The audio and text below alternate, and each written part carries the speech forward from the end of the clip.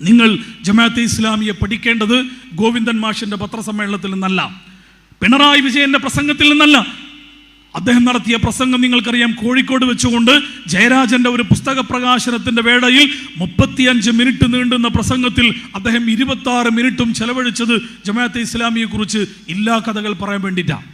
ഇങ്ങനെ നടത്തുന്ന പ്രസംഗത്തിൽ നിന്നല്ല നിങ്ങൾ ജമാഅത്തെ ഇസ്ലാമിയെ മനസ്സിലാക്കേണ്ടത്. ജമാഅത്തെ ഇസ്ലാമിയെ അതിൻ്റെ സോഴ്സുകളിൽ നിന്ന് നിങ്ങൾ പഠിക്കാൻ വേണ്ടി ശ്രമിക്കുക.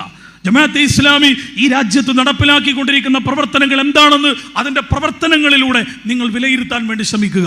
അങ്ങനെ ഈ പ്രസ്ഥാനത്തെ നിങ്ങൾ വിലയിരുത്താൻ ശ്രമിച്ചാൽ ഇൻഷാ അല്ലാഹ് നിങ്ങൾക്ക് കൃത്യമായി മനസ്സിലാക്കാൻ കഴിയും.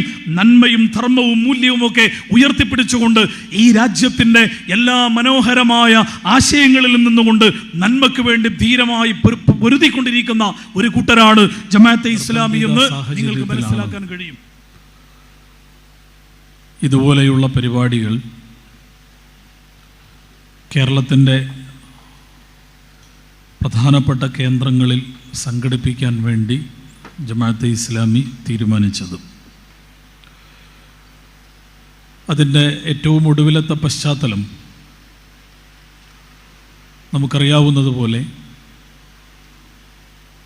കഴിഞ്ഞ മാസം നടന്ന നിലമ്പൂരിലെ ഉപതെരഞ്ഞെടുപ്പുമായി ബന്ധപ്പെട്ടുകൊണ്ട്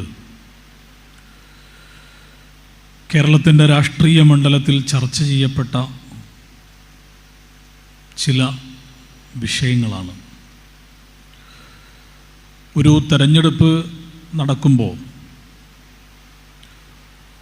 ആ തെരഞ്ഞെടുപ്പിൻ്റെ വേളയിൽ ജമാഅത്തെ ഇസ്ലാമി എന്ന് പറയുന്ന സംഘടന ഒരു നിലക്കും ചർച്ച ചെയ്യപ്പെടേണ്ട വിഷയമേ അല്ല. കാരണം തെരഞ്ഞെടുപ്പുകളിൽ സ്വാഭാവികമായും ചർച്ച ചെയ്യപ്പെടാറുള്ളത് നാടിൻ്റെ വികസനവുമായി ബന്ധപ്പെട്ട വിഷയങ്ങളാണ്. രാജ്യത്തിൻ്റെ രാഷ്ട്രീയ മേഖലകളിൽ സ്വാഭാവികമായും ചർച്ചയ്ക്ക് വരുന്ന രാഷ്ട്രീയ വിഷയങ്ങളാണ്. നാടിൻ്റെ പുരോഗതിയുമായി ബന്ധപ്പെട്ടുകൊണ്ടുള്ള കാര്യങ്ങളാണ്. ഇതെല്ലാമാണ് സ്വാഭാവികമായും ഒരു തെരഞ്ഞെടുപ്പിൽ ചർച്ചയാവേണ്ടുന്ന വിഷയങ്ങൾ. നമുക്ക് പരിചയമുള്ളതും അങ്ങനെ തന്നെയാണ്. പക്ഷെ കുറച്ച് നാളുകളായി ഇന്ത്യയുടെ പൊതു രാഷ്ട്രീയ മണ്ഡലത്തിലും കേരളത്തിൻ്റെ രാഷ്ട്രീയം സംബന്ധിച്ചിടത്തോളം അവരുടെ പൊളിറ്റിക്കൽ ഇൻവെസ്റ്റ്മെൻറ്റ്, അവരുടെ പൊളിറ്റിക്കൽ വെപ്പൺ എന്ന് പറയുന്നത് എല്ലാവർക്കും അറിയാം. അത് ഇസ്ലാമോഫോബിയ എന്ന് പറയുന്ന ഒരു ആയുധമാണ്. അതല്ലാണ്ട് വേറെ ഒരു ആയുധവും അവരുടെ കയ്യിലില്ല. ഇസ്ലാമിനെതിരെയുള്ള വിദ്വേഷവും വെറുപ്പും നിരന്തരമായി ആളിക്കത്തിച്ചുകൊണ്ട് അതിൻ്റെ തീവ്രത മാക്സിമം ലെവലിൽ നിലനിർത്തിക്കൊണ്ട് അധികാരത്തിലേറുകയും അധികാരം നിലനിർത്തി മുന്നോട്ട് പോവുകയും ചെയ്യുക എന്ന രാഷ്ട്രീയ തന്ത്രമാണ് സംഘപരിവാർ ഇന്ത്യ രാജ്യത്ത് അധികാരത്തിൽ വന്നത് മുതൽ തുടർന്നുകൊണ്ടിരിക്കുന്നത് എന്നത് നമ്മളൊക്കെ കണ്ടുകൊണ്ടിരിക്കുന്ന കാര്യമാണ്. അതിൻ്റെ ഏറ്റവും ഒടുവിലത്തെ തെളിവായിരുന്നു 2024 ലോക്സഭാ തെരഞ്ഞെടുപ്പ്. 2024 ലോക്സഭാ തെരഞ്ഞെടുപ്പിൽ ഇന്ത്യയുടെ പ്രധാനമന്ത്രി 160ഓളം വരുന്ന തെരഞ്ഞെടുപ്പ് പൊതുയോഗങ്ങളിൽ പ്രഭാഷണങ്ങൾ നടത്തിയിരുന്നു. ആ പ്രഭാഷണ പ്രവർത്തനങ്ങൾ ഇതെല്ലാമാണ്. ആ വികസന പ്രവർത്തനങ്ങളുടെ തുടർച്ച ഇവിടെ ഉണ്ടാകണമെങ്കിൽ ഞങ്ങൾക്ക് നിങ്ങൾ വോട്ട് ചെയ്യണം എന്നാണല്ലോ പറയേണ്ടത്. പക്ഷെ ഇതല്ല ആ പ്രഭാഷണങ്ങൾ. ഇത് പറയേണ്ടതിന് പകരം അദ്ദേഹത്തിൻ്റെ പ്രഭാഷണങ്ങളിലെല്ലാം മുഴച്ചു നിന്നത് ഇസ്ലാമിനെതിരെയുള്ള, മുസ്ലിം സമുദായത്തിനെതിരെയുള്ള അങ്ങേയറ്റത്തെ വിഷലിപ്തമായ വിദ്വേഷ പ്രഭാഷണങ്ങളായിരുന്നു എന്ന് നമ്മളെല്ലാവരും കണ്ടതാണ്. അദ്ദേഹം ഒരു പ്രഭാഷണത്തിൽ പറഞ്ഞത്, നിങ്ങൾ കോൺഗ്രസ് നേതൃത്വം നൽകുന്ന ഇന്ത്യ മുന്നണിക്ക് വോട്ട് ചെയ്താൽ അവരിവിടെ ചെയ്യാൻ വേണ്ടി പോകുന്നത് ഇവിടെയുള്ള ഹിന്ദുക്കളായ സ്ത്രീകളുടെ കെട്ടുതാലി ഊരിയെടുത്തുകൊണ്ട് ഇവന്മാർ മുസ്ലിങ്ങൾക്ക് കൊടുക്കാൻ വേണ്ടി പോവാണ്. അതുകൊണ്ട് നിങ്ങൾ ഇവർക്ക് വോട്ട് ചെയ്യാൻ പാടില്ല. ഇതാണ് ഒരു പ്രധാനമന്ത്രി രാജ്യത്ത് തെരഞ്ഞെടുപ്പിൻ്റെ വേളയിൽ ജനങ്ങളോട് വോട്ട് ചോദിക്കുമ്പോൾ പറയുന്ന കാര്യം. ഇവിടെയുള്ള മുസ്ലിങ്ങൾ ഒരുപാട് കുട്ടികളെ പെരുകി പ്രസവിക്കുന്ന വിഭാഗമാണ്. അതുകൊണ്ട് അവർക്ക് വോട്ട് ചെയ്യാൻ പാടില്ല. ഇവർ വോട്ട് ചെയ്യുന്നത് പോലും വോട്ട് ജിഹാദിൻ്റെ ഭാഗമായിട്ടാണ്. അതുകൊണ്ട് വോട്ട് ചെയ്യാൻ പാടില്ല എന്ന സ്വഭാവത്തിലുള്ള വർത്തമാനങ്ങളാണ് ഒരു രാജ്യത്തിൻ്റെ പ്രധാനമന്ത്രി രാജ്യത്തുള്ള ജനങ്ങളോട് വോട്ട് ചോദിക്കുന്ന സന്ദർഭത്തിൽ ഈ കഴിഞ്ഞ 2024 ലോക്സഭാ തെരഞ്ഞെടുപ്പിൻ്റെ വേളയിലും നമ്മൾ കണ്ടത്. പക്ഷെ നമ്മൾക്കതിൽ യാതൊരു അതിശയോക്തിയുമില്ല. കാരണം അത് സംഘപരിവാറാണ്. അവരെ സംബന്ധിച്ചിടത്തോളം അവരങ്ങനെയേ പറയൂ. അങ്ങനെ പറഞ്ഞുകൊണ്ട് അധികാരത്തിൽ വരിക എന്നതിൽ കവിഞ്ഞ ഒരു രാഷ്ട്രീയവും അവർക്കില്ല. ഇതെല്ലാവർക്കും അറിയാവുന്ന കാര്യമാണ്. അതുകൊണ്ട് സംഘപരിവാർ ഇത്തരം അജണ്ടകൾ പുറത്തെടുത്തുകൊണ്ട് തെരഞ്ഞെടുപ്പിനെ അഭിമുഖീകരിക്കുമ്പോൾ നമ്മളെല്ലാവരും ആ സ്വഭാവത്തിലാണ് അതിനെ നോക്കിക്കണ്ടത് എന്നത് ഒരു യാഥാർത്ഥ്യമാണ്. പക്ഷേ ഇന്ന് കേരളത്തിലേക്ക് വന്നു കഴിഞ്ഞാൽ കേരളത്തിൻ്റെ അവസ്ഥ എന്താണ്? കേരളത്തിൽ നമ്മൾ വളരെ അഭിമാനപൂർവ്വം പറയാറുള്ളത് കേരളത്തിൻ്റെ നിയമസഭക്കകത്ത് സംഘപരിവാറിന് ഒരു MLA പോലുമില്ല. വളരെ അഭിമാനത്തോടു കൂടി നമ്മൾ പറയുന്ന വാദമാണത്, ശരിയാണത്. കേരളത്തിൻ്റെ നിയമസഭക്കകത്ത് ഒരു BJPക്ക് ഒരു MLA പോലുമില്ല എന്നത്, ഉണ്ടായിരുന്ന ഒരാളെ പുറത്തേക്ക് നമ്മൾ എടുത്തു കളഞ്ഞു എന്നത് അഭിമാനപൂർവ്വം നമ്മൾ പറയുന്ന കാര്യമാണ്. പക്ഷേ എന്താണ് യഥാർത്ഥത്തിൽ ഇവിടെ സംഭവിച്ചുകൊണ്ടിരിക്കുന്നത്? എന്തെല്ലാം ചർച്ചകളാണ് കേരളത്തിൻ്റെ മണ്ണിൽ നടന്നുകൊണ്ടിരിക്കുന്നത്? ഇസ്ലാമോഫോബിയ എന്ന് പറയുന്ന ആ ഒരാശയത്തെ എങ്ങനെയെല്ലാമാണ് രാഷ്ട്രീയ ആയുധമായി ഉപയോഗിക്കാൻ കഴിയുക എന്നത് സംഘപരിവാറിനേക്കാൾ മനോഹരമായി കേരളം ഭരിക്കുന്ന ഗവൺമെൻറ് CPMൻ്റെ നേതൃത്വത്തിൽ ഇന്ന് ഇവിടെ വളരെ കൃത്യമായി നടത്തിക്കൊണ്ടിരിക്കുകയാണ്. അതേറ്റവും ശക്തമായി അനുഭവപ്പെട്ട 2 സന്ദർഭങ്ങൾ, ഒന്ന് കഴിഞ്ഞ പാലക്കാടും ചേലക്കരയിലും വയനാടും നടന്ന ഉപതെരഞ്ഞെടുപ്പിൻ്റെ വേളയിലാണ്. അതിനേക്കാൾ ഭീകരമായി അനുഭവപ്പെട്ട സന്ദർഭമായിരുന്നു ഈ കഴിഞ്ഞ നിലമ്പൂരിൽ നടന്ന ഉപതെരഞ്ഞെടുപ്പിൻ്റെ സന്ദർഭം എന്ന് പറയുന്നത്. കേരളത്തിൽ ഉപതെരഞ്ഞെടുപ്പ് നടത്തുന്നത് ജമാഅത്തെ ഇസ്ലാമിയെ തെറി പറയാൻ വേണ്ടിയാണ് എന്ന് പറഞ്ഞാൽ ഒരു അതിശയോക്തിയുമില്ലാത്ത വിധം അങ്ങനെ ഒരു തെരഞ്ഞെടുപ്പിനെ നേരിടുക. വേറെ ഒരു അജണ്ടയുമില്ല, വേറെ ഒരു വർത്തമാനവുമില്ല. കേരളം 9 വർഷങ്ങളായി ഭരിച്ചുകൊണ്ടിരിക്കുന്നത് ഇടതുപക്ഷ ഗവൺമെൻറ്റാണ്. അങ്ങനെ ഒരു ഗവൺമെൻറ് ഒരു തെരഞ്ഞെടുപ്പിനെ നേരിടുമ്പോൾ സ്വാഭാവികമായും ആ തെരഞ്ഞെടുപ്പിൻ്റെ വേളയിൽ അവർ പറയേണ്ടതെന്താ? ഞങ്ങൾ കേരളം കഴിഞ്ഞ 9 വർഷമായി ഭരിച്ചുകൊണ്ടിരിക്കുകയാണ്. ഈ കേരളത്തിൽ ഞങ്ങൾ നടപ്പിലാക്കിക്കൊണ്ടിരിക്കുന്ന വികസന പ്രവർത്തനങ്ങൾ ഇതെല്ലാമാണ്. ഇതിൻ്റെ തുടർച്ച UDFനെ കൊണ്ട് സാധിക്കുകയില്ല. അത് ഞങ്ങളെ കൊണ്ട് മാത്രമേ കഴിയൂ. അതുകൊണ്ട് ഞങ്ങൾക്ക് വോട്ട് ചെയ്യണം. ഇതല്ലേ പറയേണ്ടിയിരുന്നത്? പക്ഷെ ഇതെവിടെയും നമ്മൾ കേട്ടിട്ടില്ല. ഇങ്ങനെ പറയേണ്ടതിന് പകരം പാലക്കാട് വെച്ചുകൊണ്ട് പിണറായി വിജയൻ നടത്തിയ പ്രസംഗത്തിൽ പറഞ്ഞത് മുസ്ലിം ലീഗിൻ്റെ സംസ്ഥാന അധ്യക്ഷൻ പാണക്കാട് സാദിഖ് അലി ശിഹാബ് തങ്ങൾ ജമാഅത്തെ ഇസ്ലാമിയുടെ അനുയായിയാണ്. ഒരു തെരഞ്ഞെടുപ്പിൽ കേരളത്തിൻ്റെ മുഖ്യമന്ത്രി പ്രസംഗിക്കുക, ഒരു തെരഞ്ഞെടുപ്പിൻ്റെ പ്രചരണത്തിൽ കേരളത്തിൻ്റെ മുഖ്യമന്ത്രി നടത്തുന്ന പ്രഭാഷണമായി ഇതാണോ ഒരു മുഖ്യമന്ത്രി ഒരു തെരഞ്ഞെടുപ്പിനെ അഭിമുഖീകരിക്കുമ്പോൾ ഈ നാട്ടിലുള്ള ജനങ്ങളോട് പറയേണ്ടത്? നിലമ്പൂരിലേക്ക് വന്നപ്പോൾ എന്തൊക്കെയാ പറഞ്ഞത്? അതിനേക്കാൾ ഭീകരമായ വർത്തമാനങ്ങൾ. പെഹൽഗാമിൽ ഭീകരാക്രമണം നടന്നപ്പോൾ ആ ഭീകരാക്രമണത്തിൽ അപലപിക്കാത്ത ഒരു സംഘടനയുണ്ടെങ്കിൽ അതിൻ്റെ പേരാണ് ജമാഅത്തെ ഇസ്ലാമി. ജമാഅത്തെ ഇസ്ലാമിയുടെ മറ്റൊരു അദ്ദേഹത്തിൻ്റെ കണ്ടെത്തൽ, ജമാഅത്തെ ഇസ്ലാമിയുടെ നേതൃത്വത്തിലുള്ള മീഡിയ വൺ എന്ന് പറയുന്ന ചാനലിൻ്റെ ഉദ്ഘാടന സന്ദർഭത്തിൽ പാണക്കാട് തങ്ങന്മാരെ പങ്കെടുപ്പിക്കാൻ എന്തുകൊണ്ട് ഇവർക്ക് കഴിഞ്ഞില്ല എന്ന് പറഞ്ഞാൽ, പാണക്കാട് തങ്ങന്മാരും ജമാഅത്തെ ഇസ്ലാമിയും രണ്ടറ്റത്ത് നിന്ന പാരമ്പര്യമാണുള്ളത് എന്ന് പറഞ്ഞുകൊണ്ട് ജമാഅത്തെ ഇസ്ലാമിയെ ഏതെല്ലാം സ്വഭാവത്തിൽ ചർച്ച ചെയ്യാൻ പറ്റുമോ ആ സ്വഭാവത്തിലെല്ലാം നേരത്തെ അവിടെ സൂചിപ്പിച്ചതുപോലെ നട്ടാൽ മുളക്കാത്ത പച്ചക്കള്ളങ്ങൾ നിരന്തരമായി ആവർത്തിച്ചുകൊണ്ട് തെരഞ്ഞെടുപ്പിനെ അഭിമുഖീകരിക്കുക എന്ന് പറയുന്ന സംഘപരിവാർ നടപ്പിലാക്കുന്ന തന്ത്രം എന്താണോ അത് അതിനേക്കാൾ ശക്തമായി, അതിനേക്കാൾ ക്രൂരമായ അളവിൽ ഇവിടെ നടപ്പിലാക്കപ്പെട്ടുകൊണ്ടിരിക്കുന്നു എന്നതാണ് നമ്മൾ ഇന്ന് കണ്ടുകൊണ്ടിരിക്കുന്നത്. നമുക്കറിയാം, ഉത്തരേന്ത്യയിൽ പോയി കഴിഞ്ഞാൽ ഇസ്ലാമോഫോബിയ പറയാൻ വളരെ എളുപ്പമാണ്. അവിടെ ഒരു ഒളിയും മറയുമില്ല. വളരെ ഭീകരമായ സ്വഭാവത്തിൽ അവിടെ ഇസ്ലാമോഫോബിയ. ഏതൊരു മുസ്ലിമിനെ മുന്നിൽ വെച്ചുകൊണ്ടും ഇസ്ലാമോഫോബിയ പ്രചരിപ്പിക്കുവാൻ ഉത്തരേന്ത്യൻ സംസ്ഥാനങ്ങളിൽ വളരെ എളുപ്പത്തിൽ കഴിയും. പക്ഷെ കേരളത്തിലേക്ക് വരുമ്പോൾ ജമാഅത്തെ ഇസ്ലാമിയെ നാട്ടക്കുറിയായി നിർത്തിക്കൊണ്ട് ഇസ്ലാമോഫോബിയെ പ്രചരിപ്പിക്കുക.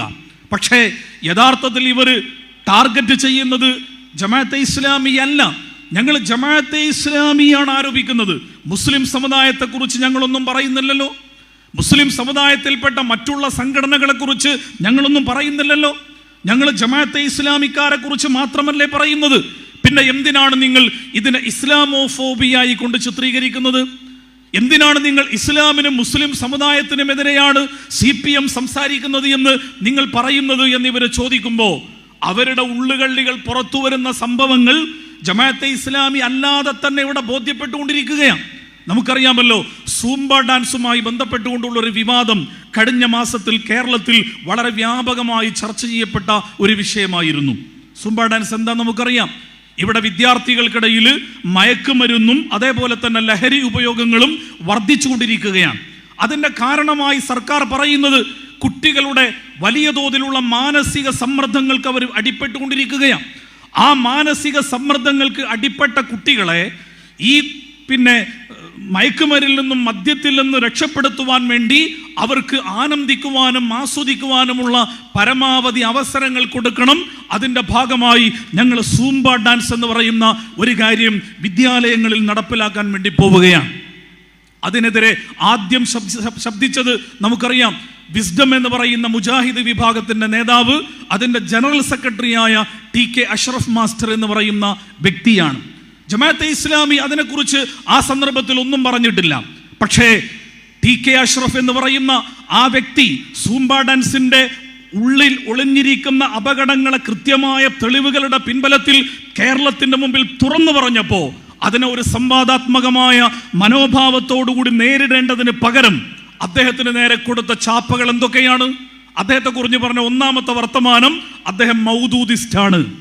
ആരെക്കുറിച്ചാണ് പറയുന്നത്? TK അഷ്റഫ് എന്ന് പറയുന്ന മുജാഹിദ് നേതാവിനെ കുറിച്ച് കേരളത്തിന്റെ സോഷ്യൽ മീഡിയ വിഭാഗങ്ങളും അതേപോലെ തന്നെ CPMന്റെ സൈബർ നേതാക്കന്മാരും ഇവിടെ ഏറ്റവും ശക്തമായി ഉപയോഗിച്ച പദം, അദ്ദേഹം ഒരു മൗദൂദിസ്റ്റാണ്, അദ്ദേഹം താലിബാനിസ്റ്റാണ്, അദ്ദേഹം ഇവിടെ നടപ്പിലാക്കുന്നത് മത റിപ്പബ്ലിക്കാണ്, അദ്ദേഹം 6-ാം നൂറ്റാണ്ടിൽ നിന്ന് 21-ാം നൂറ്റാണ്ടിലേക്ക് സൈക്കിളിൽ വന്നുകൊണ്ടിരിക്കുകയാണ് എന്നെല്ലാം പറഞ്ഞുകൊണ്ട് എന്തെല്ലാം ആരോപണങ്ങളാണ് ആ ഒരു വ്യക്തിയെക്കുറിച്ച് ഉന്നയിച്ചത്. ഇത് ജമാഅത്തെ ഇസ്ലാമിയെ കുറിച്ചുള്ള ആരോപണമാണോ? ജമാഅത്തെ ഇസ്ലാമിയാണോ അവിടെ പ്രശ്നം? അവിടെ മൗദൂദി യഥാർത്ഥത്തിൽ എന്തിനാ ചർച്ചയ്ക്ക് വരുന്നത്? പക്ഷെ സംഭവിക്കുന്നത് ഇതാണ് എന്ന് വളരെ കൃത്യമായി നമ്മൾ കണ്ടുകൊണ്ടിരിക്കുകയാണ്. ഏറ്റവും ഒടുവിൽ നമുക്കറിയാം, യമനിൽ നടന്നുകൊണ്ടിരിക്കുന്ന അവിടെ ഒരു പെൺകുട്ടിയെ വധശിക്ഷയ്ക്ക് വിധിക്കുമ്പോൾ ആ വധശിക്ഷയുമായി ബന്ധപ്പെട്ടുകൊണ്ടുള്ള വിഷയത്തിൽ നമ്മുടെ കേരളത്തിലുള്ള AP അബൂബക്കർ മുസ്ലിയാർ എന്ന് പറയുന്ന മുസ്ലിം സമുദായത്തിലെ ഒരു വിഭാഗത്തിന്റെ നേതാവ് അതിൽ ശക്തമായി ഇടപെട്ടു എന്ന് നമ്മളെല്ലാവരും അറിഞ്ഞതാണ്. ഹബീബ് മാലിക് എന്ന് പറയുന്ന അവിടെയുള്ള ഒരു സൂഫി പണ്ഡിതനുമായുള്ള അദ്ദേഹത്തിന്റെ ബന്ധം ഉപയോഗിച്ചുകൊണ്ടാണ് AP അബൂബക്കർ മുസ്ലിയാർ ഈ വിഷയത്തിൽ ഇടപെട്ടത്. ആ ഇടപെട്ടതിന്റെ ശരിതെറ്റുകളെ കുറിച്ചല്ല ഞാൻ പറയുന്നത്. ആ ഇടപെട്ടതിനെ കുറിച്ച് സോഷ്യൽ മീഡിയകളിൽ നടന്നുകൊണ്ടിരിക്കുന്ന ചർച്ചകൾ നിങ്ങൾ പരിശോധിച്ചു കഴിഞ്ഞാൽ എന്തെല്ലാം ആരോപണങ്ങൾ അദ്ദേഹത്തെ കുറിച്ച് ഉന്നയിക്കുന്നത്. അദ്ദേഹത്തിന്റെ തന്നെ ഒരു മുൻ ശിഷ്യനായിരുന്ന, ഇന്ന് എക്സ് മുസ്ലിമാണ് എന്ന് പറഞ്ഞ് നടക്കുന്ന ഒരാള് അദ്ദേഹത്തെ കുറിച്ച് പറഞ്ഞത് അദ്ദേഹവും ഹൂത്തികളും തമ്മിലുള്ള ബന്ധം അന്വേഷിക്കണം എന്ന് പറഞ്ഞാൽ ഇയാൾ തീവ്രവാദിയാണ്, ഇയാൾ ഭീകരവാദ പ്രസ്ഥാനങ്ങളുമായി ബന്ധമുള്ളയാളാ എന്ന് പറഞ്ഞുകൊണ്ട് അതിനെ വഴിതിരിച്ചു വിടാൻ വേണ്ടി ശ്രമിക്കുമ്പോൾ നിങ്ങൾ സംഘ പ്രൊഫൈലുകളിലൂടെ പോയി കഴിഞ്ഞാൽ ബഹുമാന്യനായ AP അബൂബക്കർ മുസ്ലിയാറിനെ കുറിച്ച് ഒരുപാട് വലിയ നുണകൾ, വലിയ തോതിലുള്ള പ്രചരണങ്ങൾ അദ്ദേഹത്തെ കുറിച്ച് ഇവിടെ നടത്തിക്കൊണ്ടിരിക്കുമ്പോൾ ഞാൻ പറയുന്നത് ഇത് ജമാഅത്തെ ഇസ്ലാമിയുടെ വിഷയമല്ല.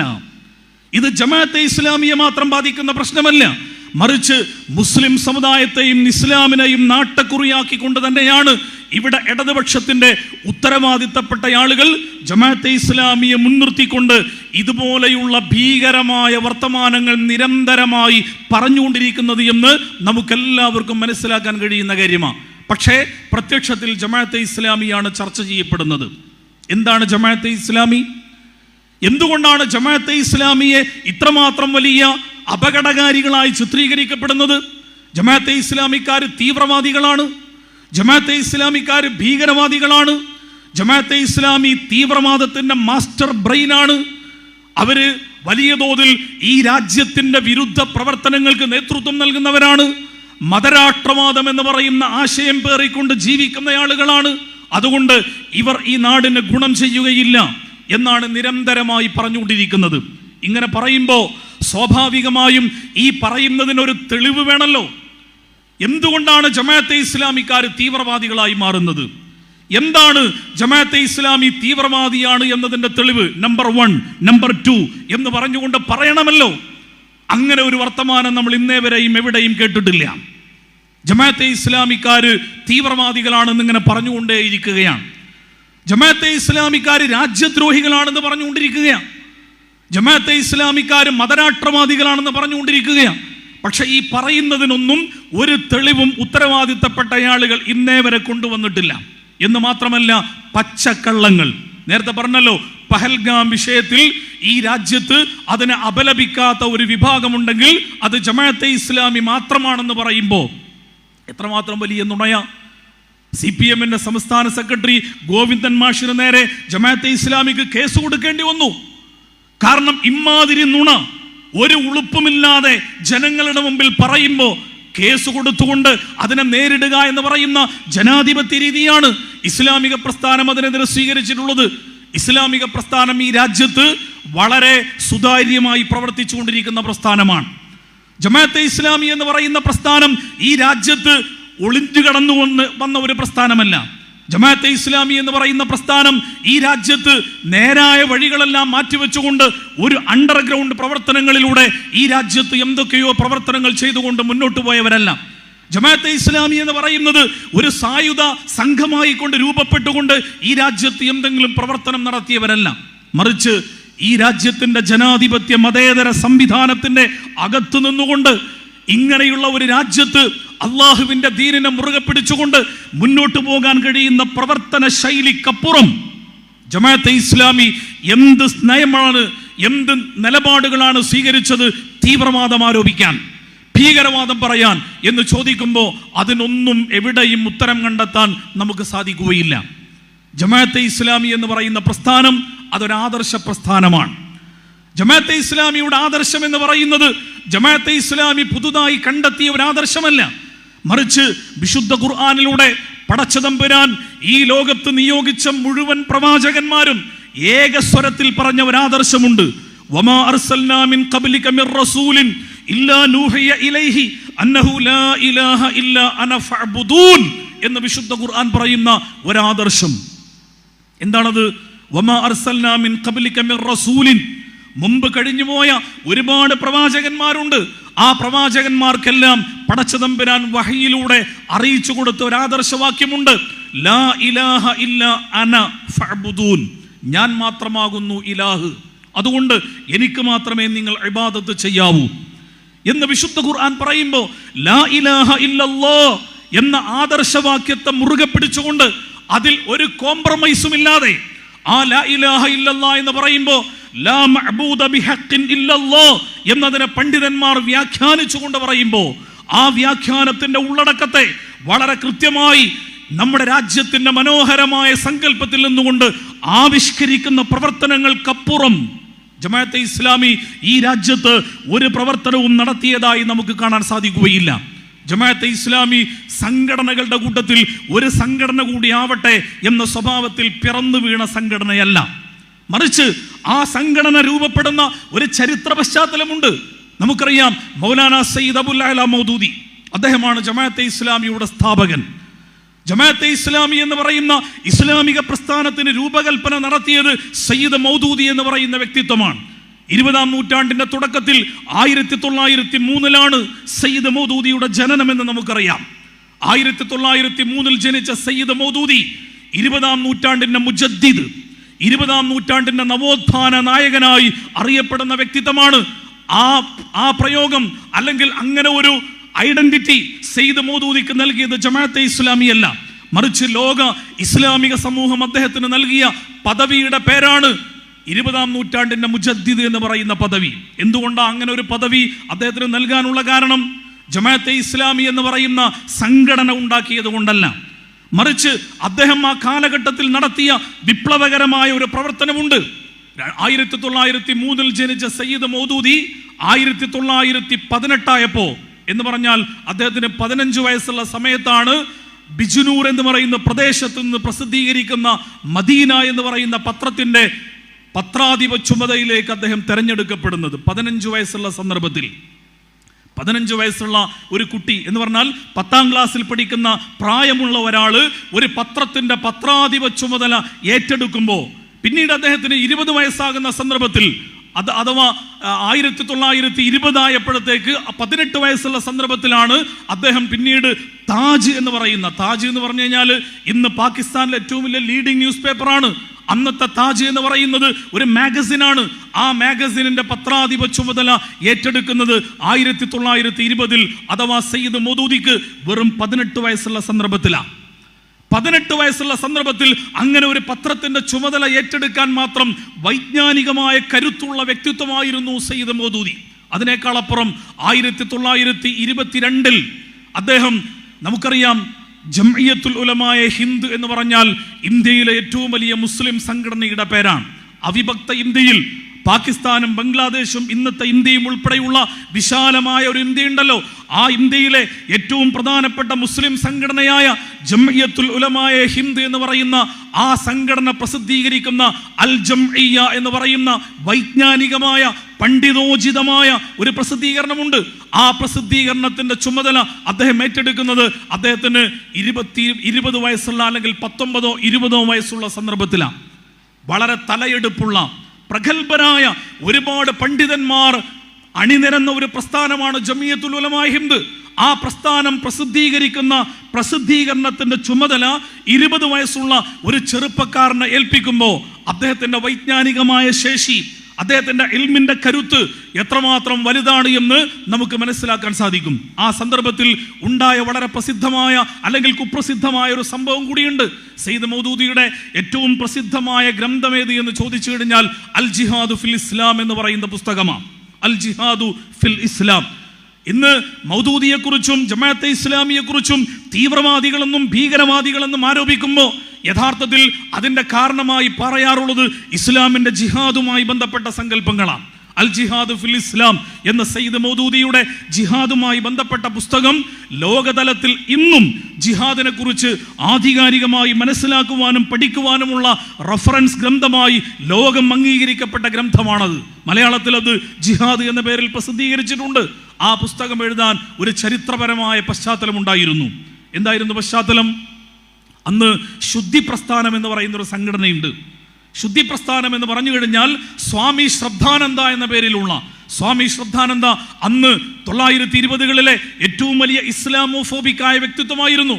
ശുദ്ധി പ്രസ്ഥാനം എന്ന് പറയുന്ന സംഘടന എന്തിനാണെന്ന് ഉണ്ടാക്കിയത് എന്ന് ചോദിച്ചു കഴിഞ്ഞാൽ ഇസ്ലാമിൽ നിന്ന് ക്രിസ്തു മതത്തിലേക്കും അതേപോലെ തന്നെ ഇസ്ലാമിലേക്കുമൊക്കെ ഹിന്ദു മതത്തിൽ നിന്ന് മതം മാറിപ്പോയ ആളുകളെ വീണ്ടും ഇസ്ലാമിലേക്ക് തന്നെ തിരിച്ചു കൊണ്ടുവരിക എന്ന ലക്ഷ്യത്തോടു കൂടി ഉണ്ടാക്കിയ സംഘടനയായിരുന്നു ഈ ശുദ്ധി പ്രസ്ഥാനം. ആ ശുദ്ധി പ്രസ്ഥാനത്തിന്റെ നേതാവാണ് സ്വാമി ശ്രദ്ധാനന്ദ. ആ സ്വാമി ശ്രദ്ധാനന്ദയെ ഡൽഹിയിൽ വെച്ചുകൊണ്ട് ഒരു ചെറുപ്പക്കാരൻ കഴുത്തറുത്തുകൊണ്ട് കൊന്നുകളഞ്ഞു. അത് ഡൽഹിയിൽ വലിയ കോളിളക്കം ഉണ്ടാക്കിയ സംഭവമാണ്. ഡൽഹിയിൽ വലിയ കലാപങ്ങൾക്ക് കാരണമായി. ഹിന്ദുക്കളും മുസ്ലിങ്ങളും തമ്മിൽ രണ്ട് ചേരികളായി വർഗീയ ധ്രുവീകരണത്തിന്റെ ആളിക്കത്തുന്ന അഗ്നി ഡൽഹിയിൽ മൊത്തത്തിൽ വലിയ ശക്തമായ പ്രതിധ്വനികൾ സൃഷ്ടിച്ച കാലഘട്ടമാണത്. ആ സന്ദർഭത്തിൽ ഡൽഹി ജുമാ മസ്ജിദിലെ ഖത്തീബ് മൗലാന മുഹമ്മദ് അലി ജൗഹർ, ഇന്ത്യയുടെ സ്വാതന്ത്ര്യ സമരത്തിന്റെ പോരാളിയായി അറിയപ്പെടുന്ന രണ്ട് സഹോദരന്മാർ, ആ സഹോദരന്മാരിൽ മൗലാന മുഹമ്മദ് അലിയാണ് അന്ന് ഡൽഹി ജുമാ മസ്ജിദിലെ ഇമാം. അദ്ദേഹം അന്നത്തെ ജുമാ ഖുത്ബയിൽ അഥവാ ഈ സംഭവം കഴിഞ്ഞതിന് ശേഷമുള്ള പിറ്റത്തെ ജുമാ ഖുത്ബയിൽ അദ്ദേഹം ഈ വിഷയം ശക്തമായി ഉയർത്തിപ്പിടിച്ചുകൊണ്ട് പറയുന്നുണ്ട്, ഇസ്ലാമിന്റെ ജിഹാദിനെ ഇവിടെ തെറ്റിദ്ധരിക്കപ്പെട്ടിരിക്കുകയാണ്. ഇസ്ലാമിന്റെ ജിഹാദ് ഇങ്ങനെ ആളുകളെ കൊല്ലുന്നതിന്റെ പേരാണ് എന്ന സ്വഭാവത്തിൽ വികൃതമായി ചിത്രീകരിക്കപ്പെട്ടതിന്റെ പശ്ചാത്തലത്തിലാണ് സ്വാമി ശ്രദ്ധാനന്ദ വധിക്കപ്പെട്ടിരിക്കുന്നത്. അതുകൊണ്ട് എന്താണ് ഇസ്ലാമിന്റെ ജിഹാദ്, എന്താണ് ഇസ്ലാമിന്റെ ജിഹാദിന്റെ യാഥാർത്ഥ്യം എന്ന് ഈ രാജ്യത്തുള്ള ജനങ്ങളെ ബോധ്യപ്പെടുത്തുക എന്ന് പറയുന്നത് മുസ്ലിം ഉമ്മത്തിന്റെ ബാധ്യതയാണ്. ആ ബാധ്യത നിർവഹിക്കുവാൻ നമ്മളുടെ കൂട്ടത്തിൽ ആരാണ് സന്നദ്ധരാവുക എന്ന് ആ ജുമാ ഖുത്ബയിൽ വെച്ചുകൊണ്ട് മൗലാന മുഹമ്മദ് അലി ജൗഹർ ആവേശഭരിതനായി വികാരഭരിതനായി കൊണ്ട് ഈ ചോദ്യം ചോദിക്കുമ്പോൾ ആ ചോദ്യം ചോദിച്ചത് കേട്ട കൂട്ടത്തിൽ മൗലാന മൗദൂദി എന്ന് പറയുന്ന 20-21 വയസ്സുള്ള ചെറുപ്പക്കാരൻ ആ ഖുതുബ കേൾക്കുന്നുണ്ട്. അദ്ദേഹം അത് മനസ്സിലേറ്റെടുത്തു. ഞാൻ ആ ഉത്തരവാദിത്വം ഏറ്റെടുക്കും ഇൻഷാ അല്ലാഹ്. ആ ഉത്തരവാദിത്വം അദ്ദേഹം ഏറ്റെടുത്തുകൊണ്ടാണ് അൽ ജംഇയ്യ എന്ന് പറയുന്ന ആ പത്രത്തിൽ ഇസ്ലാമിന്റെ ജിഹാദുമായി ബന്ധപ്പെട്ടുകൊണ്ടുള്ള ലേഖനങ്ങൾ ഖണ്ഡശ അദ്ദേഹം പ്രസിദ്ധീകരിച്ചത്. ആ ലേഖനങ്ങൾ പിന്നീട് ശേഖരിച്ചുകൊണ്ടാണ് അൽ ജിഹാദു ഫിൽ ഇസ്ലാം എന്ന് പറയുന്ന പുസ്തകം എഴുതുന്നത് എന്ന് ആ പുസ്തകത്തിന്റെ അവതരണ പശ്ചാത്തലം, ആ പുസ്തകം രചിക്കുന്നതിന്റെ ചരിത്ര പശ്ചാത്തലം അതിന്റെ ആമുഖത്തിൽ തന്നെ വിശദീകരിച്ചുകൊണ്ട് സയ്യിദ് മൗദൂദി പറയുന്നത് നമുക്ക് കാണാൻ സാധിക്കും. ഇതാണ് സയ്യിദ് മൗദൂദി എന്ന് പറയുന്ന ജമാഅത്തെ ഇസ്ലാമിയുടെ സ്ഥാപക നേതാവിന്റെ വൈജ്ഞാനികമായ ഒരു കരുത്ത് എന്ന് പറയുന്നത്. അദ്ദേഹത്തെക്കുറിച്ച് എന്തെല്ലാം ആരോപണങ്ങളാണ് ഉന്നയിക്കുന്നത്, എന്തെല്ലാം വിധത്തിലുള്ള പ്രചരണങ്ങളാണ് സയ്യിദ് മൗദൂദിയെ കുറിച്ച് ഇവിടെ നടത്തിക്കൊണ്ടിരിക്കുന്നത്. മുസ്ലിം സമുദായത്തിൽ സയ്യിദ് മൗദൂദിയുടെ സ്ഥാനം എന്ത് എന്നറിയാൻ രണ്ട് കാര്യങ്ങൾ മാത്രമേ നാം മനസ്സിലാക്കേണ്ടതുള്ളൂ. അതിലൊന്ന്, ലോകത്തിൽ ആദ്യമായി ഫൈസൽ അവാർഡ് എന്ന് പറയുന്ന 1979 ലോകത്ത് ഇസ്ലാമിന് വേണ്ടി സംഭാവനകൾ അർപ്പിച്ച വ്യക്തിത്വങ്ങൾക്ക് നൽകുന്ന ഒരു അവാർഡ് ആദ്യമായി പ്രഖ്യാപിച്ചപ്പോൾ സൗദി ഗവൺമെന്റ് പ്രഖ്യാപിച്ച അവാർഡാണത്. ആ അവാർഡ് പ്രഥമമായി അർഹതപ്പെട്ടതാര് എന്ന് ചോദിച്ചാൽ മൗലാന സയ്യിദ് അബുൽ അല മൗദൂദിയാണ്. 1979 1980 അതിനുശേഷം ഇന്ത്യയിലെ അറിയപ്പെട്ട പണ്ഡിതനായിരുന്ന മൗലാന അബുൽ ഹസൻ അലി നദ്വിക്കാണ് രണ്ടാമത് കൊടുത്തത്. ഒന്നാമത് ആ അവാർഡ് കിട്ടിയത് മൗലാന മൗദൂദി എന്ന് പറയുന്ന വ്യക്തിത്വത്തിനാണ്. അതേ വർഷത്തിൽ തന്നെയാണ് സയ്യിദ് മൗദൂദി ഈ ലോകത്ത് നിന്ന് വിട പറഞ്ഞു കൊണ്ടുപോകുന്നത്. നമുക്കറിയാം, ഹറമിൽ വെച്ചുകൊണ്ട് ഗായിബായ മയ്യത്തിന് വേണ്ടി നിസ്കരിക്കാറില്ല. കാരണം അള്ളാഹുവിന്റെ റസൂൽ അങ്ങനെ നിസ്കരിച്ചിട്ടില്ല എന്നാണ് പൊതുവെ പ്രവാചകൻ സല്ലല്ലാഹു അലൈഹി വസല്ലമയുടെ ഹദീസുകൾ പരിശോധിച്ചു കഴിഞ്ഞാൽ നമുക്ക് കാണാൻ സാധിക്കുക. അള്ളാഹിന്റെ റസൂല് ഗായിബായ ഒരൊറ്റ മയ്യത്തിന് വേണ്ടി മാത്രമേ നിസ്കരിച്ചിട്ടുള്ളൂ. അത് നജ്ജാശി എന്ന് പറയുന്ന അബസീനിയയിലെ, ഇന്നത്തെ എത്യോപ്യയിലെ അന്നത്തെ ഭരണാധികാരിയായിരുന്ന നേഗസ് ചക്രവർത്തി നജ്ജാശി മരിച്ചപ്പോ ആ നജ്ജാശിക്ക് വേണ്ടി അള്ളാഹുവിന്റെ റസൂല് മദീനയിൽ വെച്ചുകൊണ്ട് ഗായിബായ മയ്യത്ത് നിസ്കരിക്കുകയുണ്ടായി. രണ്ട് ഹറമുകളിലും ആ സ്വഭാവത്തിൽ പിന്നീട് ഗായിബായ മയ്യത്തിന് വേണ്ടിയുള്ള നിസ്കാരം നടക്കാറില്ല. എന്നാൽ സയ്യിദ് മൗദൂദി മരണപ്പെട്ടപ്പോൾ ഹറമിൽ വെച്ചുകൊണ്ട് കഅബയെ സാക്ഷി നിർത്തിക്കൊണ്ട് ലക്ഷക്കണക്കിന് ആളുകൾ പങ്കെടുത്തുകൊണ്ട് ഗായിബായ മയ്യത്ത് നിസ്കാരം നടന്നിട്ടുണ്ടെങ്കിൽ ലോക മുസ്ലിം സമുദായം സയ്യിദ് മൗദൂദിക്ക് നൽകിയ സ്ഥാനവും പദവിയും എന്താണ് എന്ന് മനസ്സിലാക്കുവാൻ വേറെ ഒരു ഉദാഹരണവും നമ്മൾ അന്വേഷിച്ചു പോകേണ്ട ആവശ്യമില്ല.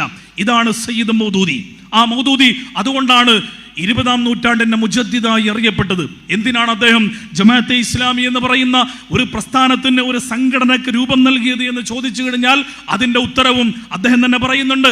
അദ്ദേഹം അൽ ജംഇയ്യ എന്ന് പറയുന്ന പത്രത്തിൽ ജോലി ചെയ്ത് പിന്നീട് അത് ഒഴിവാക്കിക്കൊണ്ട് തർജുമാനുൽ ഖുർആൻ എന്ന് പറയുന്ന സ്വതന്ത്രമായ ഒരു പ്രസിദ്ധീകരണ സംവിധാനം ആരംഭിച്ചുകൊണ്ട് അതിലൂടെ ഇസ്ലാമിന്റെ ചിന്തകളും ഇസ്ലാമിനെ തോൽപ്പിക്കുവാൻ വേണ്ടി ആ കാലഘട്ടത്തിൽ ഉണ്ടായിരുന്ന കമ്മ്യൂണിസം ആവാം, ക്യാപിറ്റലിസം ആവാം, ലിബറലിസം ആവാം, ഡ്രാവിനിസം ആവാം, ഫ്രോയിഡിസം ആവാം, മെറ്റീരിയലിസം ആവാം, അങ്ങനെ ലോകത്ത് എന്തെല്ലാം ഭൗതിക ദർശനങ്ങളുണ്ടോ ആ ഭൗതിക ദർശനങ്ങളുടെ എല്ലാം മുനയൊടിച്ചുകൊണ്ട് ഇസ്ലാമിന്റെ മനോഹരമായ ആശയങ്ങൾ ലോകത്തിന്റെ മുമ്പിൽ അതിശക്തമായ സ്വഭാവത്തിൽ അവതരിപ്പിച്ചുകൊണ്ട് ആ കാലഘട്ടത്തിന്റെ ഇസ്ലാമിക ദൗത്യം ഏറ്റെടുത്തുകൊണ്ട് സയ്യിദ് മൗദൂദി മുന്നോട്ട് പോകുമ്പോൾ ഇതൊരു കൂട്ടായ്മയായി മാറേണ്ടത് ആ കാലഘട്ടത്തിന്റെ ആവശ്യമായിരുന്നു. ഇസ്ലാമുമായി ബന്ധപ്പെട്ടുകൊണ്ട് ആ കാലഘട്ടത്തിൽ ഇസ്ലാമിന്റെ സകല മൂല്യങ്ങളും നഷ്ടപ്പെട്ടു പോയ ഒരു കാലഘട്ടമാണ്. 19-ാം നൂറ്റാണ്ടിന്റെ അവസാന കാലം, 20-ാം നൂറ്റാണ്ടിന്റെ ആദ്യ കാലയളവൊക്കെ നമ്മൾ പരിശോധിച്ചു കഴിഞ്ഞാൽ നമുക്കറിയാം, യൂറോപ്യൻ രാജ്യങ്ങൾ മുസ്ലിം രാജ്യങ്ങളിലേക്ക് അധിനിവേശകരായി കടന്നു വന്ന കാലഘട്ടമാണത്. ഇന്നത്തെ മുസ്ലിം രാജ്യങ്ങളെല്ലാം യൂറോപ്പിന്റെ, ഇംഗ്ലണ്ട്, ബ്രിട്ടീഷുകാരുടെയും യൂറോപ്യൻ രാജ്യങ്ങളുടെയും ഒക്കെ അധിനിവേശ രാജ്യങ്ങളായിക്കൊണ്ട് നിലനിൽക്കുമ്പോൾ നമ്മുടെ രാജ്യവും സ്വാതന്ത്ര്യമാകുന്നത് 1947. അതുവരെ ബ്രിട്ടീഷുകാരുടെ കോളനിയാണ് ഇന്ത്യ രാജ്യം. അങ്ങനെ ലോകത്തിന്റെ മഹാഭൂരിപക്ഷം വരുന്ന ഏഷ്യയിലെയും ആഫ്രിക്കയിലെയും രാജ്യങ്ങൾ യൂറോപ്പിന്റെ കോളനികളായി, രാജ്യങ്ങളായി മാറിയപ്പോൾ ആ കോളനി രാജ്യങ്ങളിൽ നിന്ന് ഇവിടെയുള്ള സമ്പത്ത് കവർന്നെടുത്ത് യൂറോപ്യൻ രാജ്യങ്ങളിലേക്ക് കൊണ്ടുപോകുന്ന പ്രവർത്തനം മാത്രമല്ല, അതിനുവേണ്ടി രാഷ്ട്രീയാധികാരത്തെ ഉപയോഗപ്പെടുത്തുക മാത്രമല്ല അവർ ചെയ്തത്. അതിനപ്പുറം അവർ ചെയ്ത ഏറ്റവും കുടിലമായ പ്രവർത്തനം എന്തായിരുന്നു എന്ന് ചോദിച്ചാൽ, യൂറോപ്പിൽ രൂപപ്പെട്ട ഒരു അപകടകരമായ മതബോധമുണ്ട്. ദൈവത്തിനുള്ളത് ദൈവത്തിനും സീസർക്കുള്ളത് സീസർക്കും എന്ന് പറയുന്ന മനുഷ്യന്റെ ജീവിതവുമായി ഒരു ബന്ധവുമില്ലാത്ത മതം എന്ന് പറഞ്ഞാൽ ആരാധനകളും അനുഷ്ഠാനങ്ങളും ആരാധനാലയങ്ങളും കേവലം ചില മന്ത്രോച്ചാരണങ്ങളും ജപമാലകളും മാത്രമാണെന്ന് തെറ്റിദ്ധരിച്ചുകൊണ്ടുള്ള ഒരു വികൃതമായ മതസങ്കല്പം യൂറോപ്പിൽ അന്ന് രൂപപ്പെട്ടപ്പോൾ ആ മതബോധത്തെ കേന്ദ്രീകരിച്ചുകൊണ്ടാണ് ദൈവത്തിനുള്ളത് ദൈവത്തിനും സീസർക്കുള്ളത് സീസർക്കും എന്ന് പറയുന്ന ഒരു പരാമർശം ആ കാലഘട്ടത്തിൽ രൂപപ്പെട്ടത്. അതൊരു മതമായിരുന്നു. ആ മതചിന്ത ഇങ്ങ് യൂറോപ്പിന്റെ ഈ മനോഭാവം പേറുന്ന ആളുകൾ മുസ്ലിം രാജ്യങ്ങളിലേക്കും ഇന്ത്യ ഉൾപ്പെടെയുള്ള മുസ്ലിം ധാരാളമുള്ള രാജ്യങ്ങളിലേക്കും അധിനിവേശകരായി കടന്നു വന്നപ്പോൾ ആ ചിന്താഗതികൾ മുസ്ലിം സമുദായത്തിനിടയിൽ വ്യാപകമായി പ്രചരിപ്പിക്കുവാനുള്ള എല്ലാ ശ്രമങ്ങളും അതിൻ്റെ തീവ്രമായ സ്വഭാവത്തിൽ അന്ന് നടപ്പിലാക്കിയിട്ടുണ്ട്. അങ്ങനെയാണ് മുസ്ലിം പണ്ഡിതന്മാരെ പോലും വിലക്കെടുത്തുകൊണ്ട് ഈജിപ്തിലെ അൽ അസ്ഹർ യൂണിവേഴ്സിറ്റിയിലെ ഏറ്റവും പ്രധാനപ്പെട്ട പണ്ഡിതനായിരുന്ന അലി അബ്ദുർ റാസിഖിനെ പോലെയുള്ള, അതേപോലെ തന്നെ തുർക്കിയിലെ സഅദ് സഹലൂലിനെ പോലെയുള്ള പണ്ഡിതന്മാർ യൂറോപ്പിന്റെ ഈ വികൃതമായ മതചിന്ത അതേപോലെ ആവിഷ്കരിച്ചെടുത്തുകൊണ്ട് ദൈവത്തിനുള്ളത് ദൈവത്തിനും സീസർക്കുള്ളത് സീസർക്കും എന്നതിനെ അറബിവൽക്കരിച്ചുകൊണ്ട് അദ്ദീനു ലില്ലാഹ് വൽ വതനു ലിൽ ജമീഅ് എന്ന് പറയുന്ന പരാമർശം മുസ്ലിം സമുദായത്തിൽ വ്യാപകമായി പ്രചരിപ്പിക്കപ്പെട്ട കാലഘട്ടമാണ്. എത്രത്തോളം എന്ന് ചോദിച്ചു കഴിഞ്ഞാൽ അന്ന് കമ്മ്യൂണിസ്റ്റ് ചിന്തയിൽ ആഘട്ടമായിക്കൊണ്ട് മുസ്ലിം രാജ്യത്ത് രൂപപ്പെട്ട രാഷ്ട്രീയ പാർട്ടിയുടെ പേരാണ് ബഅസ് പാർട്ടി. ആ ബഅസ് പാർട്ടി ഒരു കാലഘട്ടത്തിൽ അവരുടെ ഏറ്റവും പ്രധാനപ്പെട്ട മുദ്രാവാക്യമായി ഒരു കാലത്ത് ഉയർത്തിപ്പിടിച്ചിരുന്നത് അവരുടെ കൂട്ടത്തിലെ പ്രസിദ്ധനായ ഒരു കവിയായിരുന്നു ഷഫീഖ് അൽ കാമിലി. ആ ഷഫീഖ് അൽ കാമിലി എന്ന് പറയുന്ന വ്യക്തിയുടെ കുപ്രസിദ്ധമായ ഒരു കവിതയുണ്ട്. ആമൻതു ബിൽ ബഅസി റബ്ബ ലാ ശരീക ലഹു വബിൽ അറൂബത്തി ദീന മാ ലഹു സാനിൻ വസലാമുൻ അലാ കുഫ്രിൻ യുവഹിദു ബൈനനാ വഅഹ്ലൻ വസഹ്ലൻ ബഅദഹു ബിജഹന്നം എന്ന് മുദ്രാവാക്യം വിളിക്കുമ്പോൾ എന്തായി മുദ്രാവാക്യത്തിൽ പറയുന്നത്? ആമൻതു ബിൽ ബഅസി റബ്ബ, ഞങ്ങളുടെ പടച്ചവൻ എന്ന് പറയുന്നത് ഈ ബഅസ് പാർട്ടി മാത്രമാണ്, വേറെ ഒരു റബ്ബ് ഞങ്ങൾക്കില്ല. ലാ ശരീക ലഹു, ആ ബഅസ് പാർട്ടിയിൽ വേറെ ഒരാളെയും ഞങ്ങൾ പങ്കുകാരായി ചേർക്കാൻ തയ്യാറില്ല. അതേപോലെ തന്നെ വബിൽ അറൂബത്തി ദീന മാ ലഹു സാനിൻ, ഞങ്ങൾക്ക് അറേബ്യൻ ദേശീയതക്കപ്പുറം വേറെ ഒരു ദീനുമില്ല, ആ ദീന് മാത്രമേ ഞങ്ങൾക്കുള്ളൂ, രണ്ടാമതൊരു ദീനിനെ അംഗീകരിക്കാൻ ഞങ്ങൾ കൂട്ടാക്കുകയില്ല. വസലാമുൻ അലാ കുഫ്രിൻ യുവഹിദു ബൈനനാ, ഞങ്ങളെ പരസ്പരം ഐക്യപ്പെടുത്തി ഒരുമിച്ച് നിർത്തുന്നത് കുഫറാണെങ്കിൽ ആ കുഫറിന് സമാധാനം ഉണ്ടാകട്ടെ. വഅഹ്ലൻ വസഹ്ലൻ ബഅദഹു ബിജഹന്നം, ആ കുഫർ സ്വീകരിച്ചുകൊണ്ട് നരകത്തിൽ പോകേണ്ടി വന്നാൽ ആ നരകത്തിന് ഞങ്ങൾ സ്വാഗതം ചെയ്യുന്നു എന്ന് പറയുന്നതാരാ? മുസ്ലിം സമുദായത്തിൽപ്പെട്ട ആളുകൾ ഈ മുദ്രാവാക്യം വിളിച്ചുകൊണ്ട് കമ്മ്യൂണിസ്റ്റ് ചിന്താഗതിയിൽ ആഘട്ടമായിക്കൊണ്ട് മുസ്ലിം രാജ്യത്ത് രാഷ്ട്രീയ പാർട്ടികൾ രൂപപ്പെട്ട ഒരു കാലഘട്ടത്തിന്റെ പേരാത്. എത്രത്തോളം എന്ന് ചോദിച്ചാൽ ഡമാസ്കസ് യൂണിവേഴ്സിറ്റിയിലെ വിദ്യാർത്ഥികൾ അള്ളാഹുവിന്റെ രൂപമുണ്ടാക്കിയിട്ട് ക്യാമ്പസിനകത്തൊരു പ്രകടനം നടത്തുന്നുണ്ട്. ആ പ്രകടനത്തിൽ അള്ളാഹുവിന്റെ രൂപത്തെ അവർ ചുമലിലേറ്റിക്കൊണ്ട് പ്രകടനം നടത്തി. ആ പ്രകടനം അവസാനിപ്പിക്കുന്നത് അള്ളാഹുവിന്റെ ഈ രൂപത്തിന് തീ കൊളുത്തിക്കൊണ്ട് അവർ പ്രഖ്യാപിക്കുന്നുണ്ട്, മാ അല്ലാഹ് മാത്തല്ലാഹു മിൻ ഖബൽ. ഏത് പടച്ചവനെ കുറിച്ചാണ് നിങ്ങൾ പറയുന്നത്? നിങ്ങൾ പറയുന്ന അള്ളാഹു ഒക്കെ എന്നോ മരിച്ചുപോയിരിക്കുന്നു, ഇനി അല്ലല്ലാത്ത ലോകമാണ്, അല്ല ഇല്ലാത്ത ലോകമാണ്. അല്ലാഹു മയ്യിത്തുൻ വസയബ്ഖാ മയ്യിത്തൻ നഹ്നു ഖതൽനാഹു എന്ന് പറഞ്ഞുകൊണ്ട്, അഥവാ പടച്ചതമ്പുരാൻ മയ്യിത്തായിരിക്കുന്നു, ആ മയ്യിത്തായിക്കൊണ്ട് തന്നെ അള്ളാഹുവിന് ലോകത്ത് തുടരും, ആ അള്ളാഹുവിനെ ഞങ്ങൾ കൊന്നിരിക്കുന്നു എന്ന് പരസ്യമായി മുസ്ലിം സമുദായത്തിൽപ്പെട്ട ആളുകൾ മുദ്രാവാക്യം വിളിച്ചുകൊണ്ട് ക്യാമ്പസുകൾക്കകത്ത് വിദ്യാർത്ഥി രാഷ്ട്രീയം രൂപപ്പെടുന്ന ഒരു കാലഘട്ടമാണ് 20-ാം നൂറ്റാണ്ടിന്റെ ആദ്യ പകുതി എന്ന് പറയുന്നത്. ഈ ചിന്താഗതി മുസ്ലിം സമുദായത്തെ പലയളവിൽ പല സ്വഭാവത്തിൽ പിടികൂടുന്ന കാലഘട്ടത്തിൽ ഇസ്ലാമിന്റെ എന്തെല്ലാം സമ്പൂർണ്ണതയുണ്ടോ, അൽയൗമ അക്മൽതു ലക്കും ദീനക്കും വഅത്മംതു അലൈക്കും നിഅമതി വറദീതു ലക്കുമുൽ ഇസ്ലാമ ദീന എന്ന് പ്രഖ്യാപിച്ചുകൊണ്ട് ഈ ലോകത്തിന്റെ മേൽ റസൂലുള്ളാഹി സ്വല്ലല്ലാഹു അലൈഹി വസല്ലം സമ്പൂർണ്ണമായി സമർപ്പിച്ച ഒരു ദീനുൽ ഇസ്ലാം ഉണ്ട്. അതിൽ ജീവിതത്തിന്റെ എല്ലാ വശങ്ങളും ഉൾക്കൊള്ളുന്നതാണ്. ആരാധനാ കർമ്മങ്ങൾ മാത്രമല്ല, മനുഷ്യന്റെ ജീവിതത്തിൽ ആരാധനാ കർമ്മങ്ങൾക്ക് വേണ്ടി മാറ്റിവെക്കുന്ന സമയം വളരെ ചെറുതാണ്. ജീവിതവുമായി ബന്ധപ്പെട്ട സാമ്പത്തിക വ്യവഹാരങ്ങൾ, രാഷ്ട്രീയ പ്രവർത്തനങ്ങൾ, കുടുംബജീവിതം, സംസ്കാരം, നാഗരികത, വിദ്യാഭ്യാസം എന്ന് തുടങ്ങി നമ്മുടെ ജീവിതവുമായി ബന്ധപ്പെടുന്ന എന്തെല്ലാം മേഖലകളുണ്ടോ ആ മേഖലകളിലേക്കെല്ലാം സന്തുലിതവും സമ്പൂർണവുമായ ജീവിതത്തിന്റെ വെളിച്ചം നൽകിക്കൊണ്ട് അള്ളാഹുവിന്റെ ദീനിനെ പടച്ചതമ്പുരാൻ ഈ ലോകത്തിന്റെ മുമ്പിൽ സമ്പൂർണമായി പ്രഖ്യാപിച്ചിട്ടുണ്ടെങ്കിലും ആ സമ്പൂർണമായ ദീനിന് പല സ്വഭാവത്തിൽ പരിക്കുകൾ പറ്റിക്കൊണ്ട് ആരാധനാ കേന്ദ്രങ്ങളിൽ മാത്രം, ആരാധനാലയങ്ങളിൽ മാത്രം ചുരുങ്ങിയ അനുഷ്ഠാനങ്ങളിൽ മാത്രം കെട്ടിക്കിടഞ്ഞു കിടക്കുന്ന, അതിൻ്റെ നൂലാമാലകൾ മാത്രം ചർച്ച ചെയ്യുന്ന ഒരു ദീനായി അള്ളാഹുവിൻ്റെ ദീനിനെ ചുരുക്കി കെട്ടുവാൻ വേണ്ടി ഇസ്ലാമിൻ്റെ ശത്രുക്കൾ ആസൂത്രിതമായ ശ്രമങ്ങൾ നടത്തുന്ന കാലഘട്ടത്തിലാണ് ജമാഅത്തെ ഇസ്ലാമി എന്ന് പറയുന്ന ഒരു ഇസ്ലാമിക പ്രസ്ഥാനത്തിന് രൂപകൽപ്പന നടത്തിക്കൊണ്ട് ഇതല്ല ഇസ്ലാം. ഇസ്ലാം എന്ന് പറയുന്നത് സമ്പൂർണമായ ജീവിത പദ്ധതിയാണ്. അതിൽ രാഷ്ട്രീയമുണ്ട്. ജമാഅത്തെ ഇസ്ലാമിയെ കുറിച്ച് ഉന്നയിക്കപ്പെടുന്ന ഏറ്റവും പ്രധാനപ്പെട്ട ആരോപണം എന്താ? ഇവര് മതരാഷ്ട്രവാദികളാണ്. ജമാഅത്തെ ഇസ്ലാമിക്കാര് മതരാഷ്ട്രവാദികളാണ്.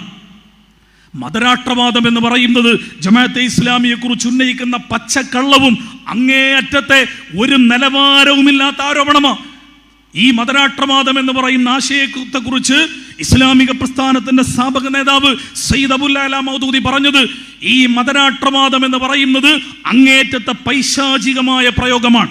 ഇസ്ലാമുമായി ഒരു ബന്ധവുമില്ലാത്ത, ഇസ്ലാമിക പ്രസ്ഥാനങ്ങളുമായി ഒരു നിലക്കും ചേർത്ത് വെക്കാൻ പാടില്ലാത്ത പൈശാചികമായ പ്രയോഗത്തിന്റെ പേരാണ് മതരാഷ്ട്രവാദം. കാരണം എന്താണ്? അങ്ങനെ ഒരു മതരാഷ്ട്രവാദം എന്ന് പറയുമ്പോൾ അതുകൊണ്ട് ഇവിടെ അർത്ഥമാക്കുന്നത് എന്താ? ഇന്ത്യ രാജ്യത്ത് മതരാഷ്ട്രവാദം എന്ന് പറയുമ്പോൾ ഇവിടെ RSSകാര് മുന്നോട്ട് വെക്കുന്ന ഒരു മതരാഷ്ട്ര ചിന്താഗതിയുണ്ട്. അഥവാ ബ്രാഹ്മണിക്കൽ ഹെഗ്മണിയിൽ നിന്നുകൊണ്ട് ഒരുതരം ബ്രാഹ്മണാധിപത്യത്തെ മുന്നിൽ വെച്ചുകൊണ്ട് മനുസ്മൃതിയെ ഭരണഘടനയാക്കി മാറ്റുവാൻ താല്പര്യപ്പെട്ടുകൊണ്ട് ഇവിടെയുള്ള ജാതി വ്യവസ്ഥയുടെ അടിസ്ഥാനത്തിൽ ഉപരിവർഗത്തിലുള്ള സവർണ വിഭാഗത്തിന്റെ അജണ്ടകൾ ഈ രാജ്യത്തിന്റെ മേൽ അടിച്ചേൽപ്പിച്ചുകൊണ്ട് മറ്റുള്ള എല്ലാത്തിനെയും തുടച്ചു നിൽക്കുന്ന ഒരു മതബോധത്തിന്റെ അടിസ്ഥാനത്തിൽ നിന്നുകൊണ്ട് മതരാഷ്ട്രവാദത്തെക്കുറിച്ചുള്ള ആരോപണം ഉന്നയിക്കുമ്പോൾ, അതല്ലെങ്കിൽ ഈ മതരാഷ്ട്രവാദം എന്ന് പറയുമ്പോൾ പൗരോഹിത്യ ആധിപത്യത്തിന് മതത്തിൽ ഇടപെടാനുള്ള എല്ലാ സാധ്യതകളും പറയുന്ന ആരോപണമാണ് മതരാഷ്ട്രവാദം കൊണ്ട് ഉന്നയിക്കുന്നതെങ്കിൽ ഈ രണ്ടാരോപണങ്ങളും ഇസ്ലാമുമായി ഒരു നിലക്കും ചേർത്ത് വെക്കാൻ പാടില്ലാത്തതാണ്. അതുകൊണ്ട് തന്നെ ഇസ്ലാമിക പ്രസ്ഥാനത്തെക്കുറിച്ചും ആ ആരോപണം ഉന്നയിക്കുമ്പോൾ അത് നട്ടാൽ മുളക്കാത്ത പച്ചക്കള്ളമാണ്. ജമാഅത്തെ ഇസ്ലാമിയെ കുറിച്ച് ഉന്നയിക്കുന്ന അങ്ങേറ്റത്തെ വികൃതമായ ആരോപണമാണ്. ജമാഅത്തെ ഇസ്ലാമിക്ക് രാഷ്ട്രീയമുണ്ട്. ആ രാഷ്ട്രീയം ഇസ്ലാമിന്റെ രാഷ്ട്രീയമാണ്. അല്ലാഹു സുബ്ഹാനഹു വ തആല വിശുദ്ധ ഖുർആനിലൂടെ നമ്മളെ പഠിപ്പിക്കുന്ന രാഷ്ട്രീയ ഉള്ളടക്കമുള്ള ഒരു ഇസ്ലാമുണ്ട്. അള്ളാഹുവിന്റെ റസൂൽ സല്ലല്ലാഹു അലൈഹി വസല്ലമയിലൂടെ ഈ ലോകത്ത് പൂർത്തീകരിക്കപ്പെട്ട ദീനുൽ ഇസ്ലാമിന്റെ അകത്ത് ഒരു രാഷ്ട്രീയമുണ്ട്. അത് പൊളിറ്റിക്കൽ ഇസ്ലാം അല്ല, അത് ഇസ്ലാമിക് പൊളിറ്റിക്സ് ആണ്. ഇസ്ലാമിക് പൊളിറ്റിക്സാ ഇസ്ലാമിനകത്തുള്ള രാഷ്ട്രീയ ഉള്ളടക്കം. ഇസ്ലാമിൽ ആരാധനകളെ കുറിച്ച് പറയുന്നുണ്ട്, ഇസ്ലാമിൽ സാമ്പത്തിക വ്യവഹാരങ്ങളെ കുറിച്ച് പറയുന്നുണ്ട്, ഇസ്ലാമിൽ സാമൂഹ്യ പ്രവർത്തനങ്ങളെ കുറിച്ച് പറയുന്നുണ്ട്, ഇസ്ലാമിൽ കുടുംബജീവിതത്തെ കുറിച്ച് പറയുന്നുണ്ട്, ഇസ്ലാമിൽ നാഗരികതയുണ്ട്, ഇസ്ലാമിൽ സംസ്കാരമുണ്ട്. അതേപോലെ ഇസ്ലാമിൽ രാഷ്ട്രീയവുമുണ്ട്. ആ രാഷ്ട്രീയത്തെ മാറ്റിവെച്ചുകൊണ്ട് ഇസ്ലാമിനെ പൂർത്തീകരിക്കുവാൻ സാധ്യമല്ല. കാരണം അള്ളാഹുവിന്റെ ഖുർആൻ ആ സ്വഭാവത്തിലാണ് ഈ ദീനിനെ ഈ ലോകത്തിന്റെ മുമ്പിൽ സമർപ്പിച്ചിട്ടുള്ളത്. ആ രാഷ്ട്രീയത്തെ മുന്നിൽ വെച്ചുകൊണ്ടാണ് റസൂലുള്ളാഹി സ്വല്ലല്ലാഹു അലൈഹി വസല്ലം മദീന ആസ്ഥാനമാക്കി ഒരു ഇസ്ലാമിക രാഷ്ട്ര സംവിധാനത്തെ രൂപീകരിച്ചിട്ടുള്ളത്. നമുക്കറിയാമല്ലോ, ആ രാഷ്ട്ര സംവിധാനം മദീന കേന്ദ്രീകരിച്ചുകൊണ്ട് ഒരു ഭരണ സംവിധാനം രൂപപ്പെടുമ്പോൾ അവിടെ മുസ്ലിങ്ങൾ എന്ന് പറയുന്നത് ഒരു ചെറിയ ന്യൂനപക്ഷം മാത്രമാണ്. അവിടുത്തെ മെജോറിറ്റി ജൂതന്മാരാണ്. അവിടെ ക്രിസ്ത്യാനികളുണ്ട്, അവിടെ മജൂസികളുണ്ട്, അവിടെ മുശ്രിക്കുകളുണ്ട്, അവിടെ മുസ്ലിങ്ങളുണ്ട്, മറ്റു പല വിഭാഗങ്ങളുമുണ്ട്. ഇവരെല്ലാവരെയും കൂട്ടിപ്പിടിച്ചുകൊണ്ട് സഹീഫത്തു മദീന, മദീനയുടെ ഏറ്റവും മനോഹരമായ ഒരു ഭരണ സംവിധാനത്തിന്റെ ഭാഗമായി ഒരു ഭരണഘടന, മദീന ചാർട്ടർ എന്ന പേരിൽ അള്ളാഹുവിന്റെ റസൂല് 52 ഖണ്ഡികകളുള്ള ഒരു ഭരണഘടന തയ്യാറാക്കുമ്പോൾ ആ ഭരണഘടനയുടെ ഒന്നാമത്തെ ഖണ്ഡിക ഹാദിഹി ഉമ്മത്തുൻ വാഹിദ, ഇതൊരൊറ്റ സമൂഹമാണ്. ഇതെല്ലാവരും കൂടി ജൂതന്മാരും ക്രിസ്ത്യാനികളും മജൂസികളും മുസ്ലിങ്ങളും ക്രിസ്ത്യാനികളും എല്ലാവരും കൂടി ഒരു ഉമ്മത്തായി മാറുന്ന ഒരു രാഷ്ട്ര സംവിധാനം ഉണ്ടല്ലോ. ആ രാഷ്ട്ര സംവിധാനം ജനാധിപത്യത്തിന്റെ ഉള്ളടക്കമുള്ള മതേതരത്വത്തിന്റെ എല്ലാ മതങ്ങളെയും സന്തുലിതമായി ഉൾക്കൊള്ളുക എന്ന് പറയുന്ന ഇന്ത്യയുടെ മതേതര സങ്കല്പത്തിന്റെ ആശയത്തെ ഉൾക്കൊണ്ടുകൊണ്ട് അള്ളാഹുവിന്റെ റസൂൽ ഈ ലോകത്തിന്റെ മുമ്പിൽ ഒന്നാമതായി സമർപ്പിച്ച ഒരു മനോഹരമായ രാജ്യത്തിന്റെ മോഡലാണ്. ആ മോഡൽ ഇസ്ലാമിന്റെ രാഷ്ട്ര സങ്കല്പത്തിൽ നിന്നുകൊണ്ട് അള്ളാഹുവിന്റെ റസൂൽ ഉണ്ടാക്കിയ സംവിധാനമാണ്. ഈ രാഷ്ട്രീയ ഉള്ളടക്കത്തെ ജമാഅത്തെ ഇസ്ലാമി അതിന്റെ ആശയത്തിൽ ഉൾച്ചേർത്തിട്ടുണ്ട്. ലാ ഇലാഹ ഇല്ലല്ലാഹ് മുഹമ്മദുൻ റസൂലുള്ളാഹ് എന്നത് ഇസ്ലാമിക പ്രസ്ഥാനത്തിന്റെ ആദർശമായി പ്രഖ്യാപിച്ചുകൊണ്ട് ആ ആദർശത്തിന്റെ ഭൂമികയിൽ നിന്നുകൊണ്ട് ജമാഅത്തെ ഇസ്ലാമി പ്രവർത്തിക്കുമ്പോൾ തീർച്ചയായും ഈ ഉള്ളടക്കമുള്ള മനുഷ്യന്റെ ജീവിതത്തെ സമ്പൂർണമായി ഉൾക്കൊള്ളുന്ന ഇസ്ലാമിനെ പ്രതിനിധീകരിച്ചുകൊണ്ടാണ് ജമാഅത്തെ ഇസ്ലാമി അതിൻ്റെ പ്രവർത്തനങ്ങളുമായി മുന്നോട്ട് പോകുന്നത്. അങ്ങനെയുള്ള ഒരു ഇസ്ലാമിനെ പ്രതിനിധീകരിക്കുന്നത് കൊണ്ടാണ് ഇസ്ലാമിക പ്രസ്ഥാനത്തെക്കുറിച്ച് ഇതുപോലെയുള്ള ആരോപണങ്ങൾ നിരന്തരമായി ഉന്നയിച്ചുകൊണ്ട് ഇല്ലാ കഥകൾ ഒന്നിനു പിറകെ മറ്റൊന്നായി നിരന്തരം ആരോപിച്ചുകൊണ്ട് ഒരു നുണ 100 തവണ ആവർത്തിച്ചു കഴിഞ്ഞാൽ അത് ശരിയാണെന്ന് ജനങ്ങൾ മനസ്സിലാക്കിക്കൊള്ളുമെന്ന ഈ ഗീബൽസിയൻ തിയറി ഉണ്ടല്ലോ, ആ തിയറിയുടെ പിൻബലത്തിൽ നിന്നുകൊണ്ട് കേരളത്തിൽ CPM-ന്റെ നേതൃത്വത്തിൽ ജമാഅത്തെ ഇസ്ലാമിക്ക് നേരെ നിരന്തരമായ ആരോപണങ്ങൾ ഉന്നയിച്ചുകൊണ്ട് മുന്നോട്ട് പോകുന്നത്. ആ ആരോപണങ്ങൾ എത്രമാത്രം ഭീകരമാണ് എന്ന് നമുക്കറിയാം. ചിലപ്പോൾ വളരെ മനോഹരമായ ആശയത്തിൽ പൊതിഞ്ഞുകൊണ്ട് ആ ആരോപണങ്ങൾ ഉന്നയിക്കാറുള്ളത്. CPM-ന്റെ നിലമ്പൂരിൽ മത്സരിച്ച സ്ഥാനാർത്ഥി M. സ്വരാജ് ജമാഅത്തെ ഇസ്ലാമിയെ കുറിച്ച് പറഞ്ഞത് ജമാഅത്തെ ഇസ്ലാമിയുടെ കടയിൽ ഹിന്ദു പേരുകൾക്ക് നല്ല വിലയാണെന്നാ. ജമാഅത്തെ ഇസ്ലാമിയുടെ കടയിൽ ഹിന്ദു പേരുകൾക്ക് നല്ല വിലയാണ്. എന്തുമാത്രം ഭീകരമായ പ്രയോഗമാണ്! എത്രമാത്രം വലിയ വംശീയതയും വർഗീയതയും ഉൾക്കൊള്ളുന്ന പരാമർശമാണിത്. പക്ഷേ പറയുന്നത് M. സ്വരാജ് എന്ന് പറയുന്ന വ്യക്തിയാണ്.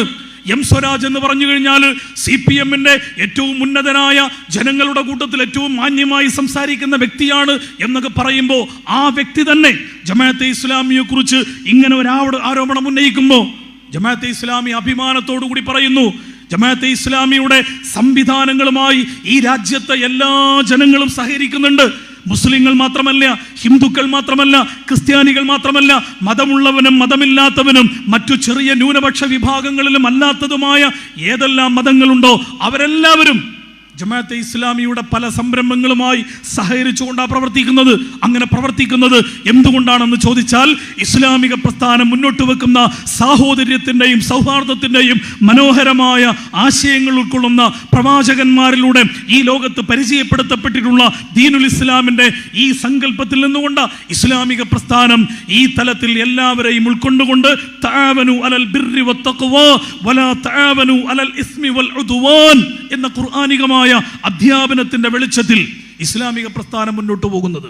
എന്ന് പറഞ്ഞാൽ നന്മയുടെയും ധർമ്മത്തിൻ്റെയും മൂല്യങ്ങൾ ഈ രാജ്യത്ത്, ഈ സമൂഹത്തിൽ ഉണ്ടാകണമെന്ന് ആഗ്രഹിക്കുന്ന ആരെല്ലാം ഉണ്ടോ അവരെല്ലാം ചേർത്ത് പിടിച്ചുകൊണ്ട്, എന്നാൽ തിന്മയുടെയും അധർമ്മത്തിൻ്റെയും പക്ഷത്ത് നിൽക്കുന്നവർ ആരാണോ അവരുടെ മുഖത്ത് നോക്കി അഭിമാനത്തോടെ നിങ്ങൾ ചെയ്യുന്നത് തെറ്റാണ്, നിങ്ങൾ ചെയ്യുന്നത് അനീതിയാണ്, നിങ്ങൾ ചെയ്യുന്നത് അക്രമമാണ്, ഇതിനോട് രാജിയാകാൻ ഞങ്ങൾക്ക് സാധ്യമല്ലെന്ന് ധീരമായി പ്രഖ്യാപിച്ചുകൊണ്ട് ഇസ്ലാമിക പ്രസ്ഥാനം അതിൻ്റെ പ്രവർത്തനങ്ങളുമായി മുന്നോട്ട് പോകുന്നത്. കാരണം തിന്മയോടും അനീതിയോടും രാജിയാകാൻ ധർമ്മത്തിൻ്റെയും മൂല്യങ്ങളുടെയും ആശയങ്ങളെ ഉയർത്തിപ്പിടിക്കുന്ന ഒരു സംഘത്തിന് സാധ്യമല്ല. പിന്നെ ഭൗതികമായ എന്തെങ്കിലും നഷ്ടങ്ങളെക്കുറിച്ചുള്ള പേടി വേണം. ജമാഅത്തെ ഇസ്ലാമി മടിയിൽ കനമില്ലാത്ത പാർട്ടിയാണ്.